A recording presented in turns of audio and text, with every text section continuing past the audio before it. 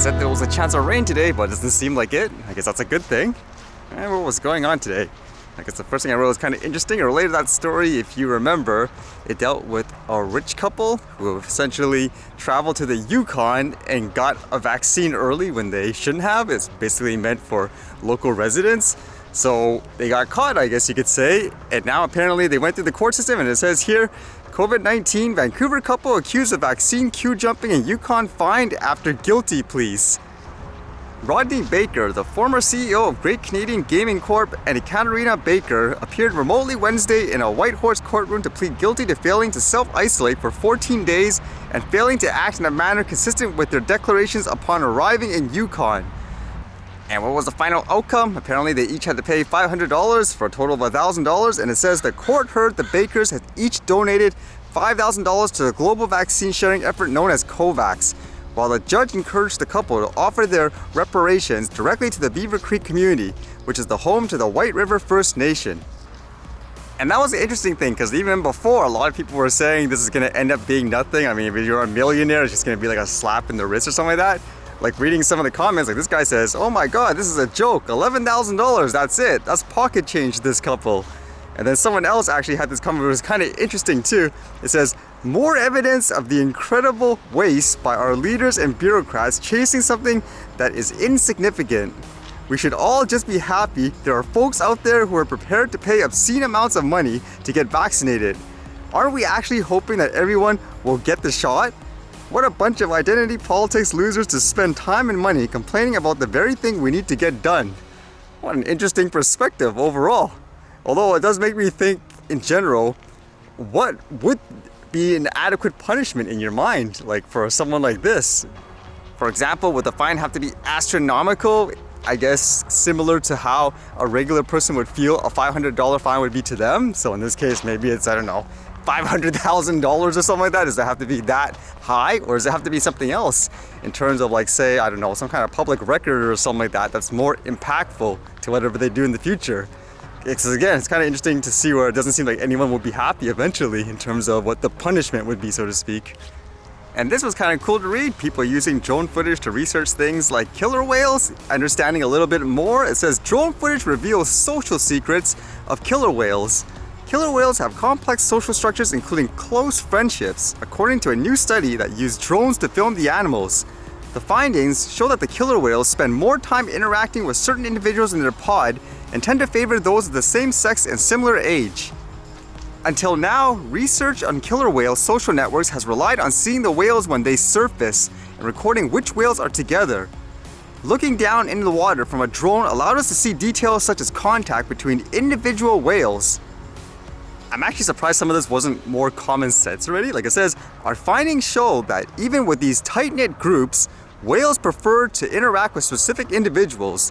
It's like when your mom takes you to a party as a kid, you didn't choose the party, but you can still choose who to hang out with once you're there. Yeah, I thought that would be more of a common sense thing. Like every animal is like that, isn't it? People build their, quote, I guess you could say, territories, specific groups and all that. I mean, just from my experience anyways, like with any wild animal, it is very, I guess, similar in terms of emotions and all that. I mean, I would imagine even as a human, if you grow up in a certain environment with the same circumstance, most likely you would be very similar. I think actually the best example is with geese and babies. For some reason, everyone's like so culture shocked when they see me, I guess, around them. They're not attacking me and all that. I mean, it's the same thing. They kind of get used to you, so they'll understand, okay, this is friend or foe. And I can imagine there with the lifestyle, imagine everything wants to kill, like, I don't know, your kid or something like a crow, for example. You'll always be defensive, right? You don't know who's your friend or foe. But once they get used to it, then eventually they'll be like, oh, you're cool. But like they said here, it's actually good in terms of the tech. It says, by adding drones to our toolkit, we have been able to dive into the social lives of these animals as never before. Although with that in mind, I was interested in seeing this drone gun picture. Like this one, apparently it says here, Belgium security personnel are seen as President Joe Biden meets with His Majesty King Philip, King of the Belgians, at the Royal Palace in Brussels. And yeah, you can see this huge drone gun, so to speak. Will people actually be carrying this around like an average individual in the future?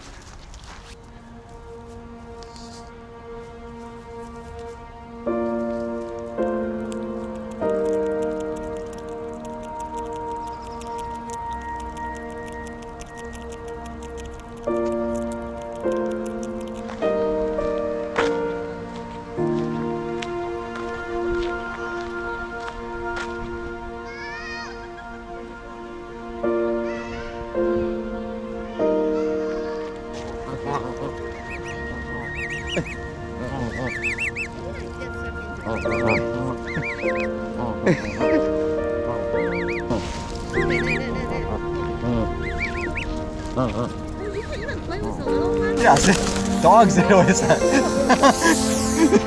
I know, they need us. I'm only interested in the little ones. Don't care about them. So, This is cute.